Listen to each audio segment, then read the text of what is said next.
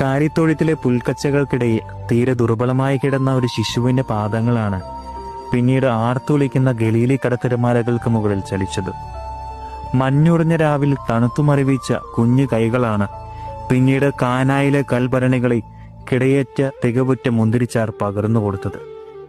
കാലിക്കൂടിന്റെ അരണ്ട വെളിച്ചത്തിൽ പോലും മിഴി തുറക്കാനാകാതെ അമ്മയുടെ മാറുപെറ്റിക്കിടന്ന ഒരു കുഞ്ഞാണ് പിന്നീട് കരയിൽ നിന്നുകൊണ്ട് ആഴപ്പരപ്പിനിടയിൽ നീന്തി തുടിക്കുന്ന മത്സ്യത്തിന്റെ വായിൽ നാണയമുണ്ടെന്ന് കണ്ടത്.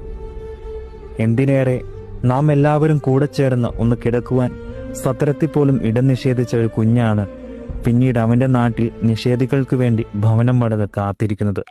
ചങ്ങാതി, പറഞ്ഞു വരുന്നത് ചെറുതുകളെ സ്നേഹിക്കാൻ, കുറവുള്ളവരെ ചേർത്ത് പിടിക്കാൻ നമുക്ക് കടമയുണ്ടെന്ന് തന്നെയാണ്. എളിയവരെ, കുറവുള്ളവരെ നമുക്ക് സ്നേഹിക്കാം. കാരണം അവർക്കെല്ലാം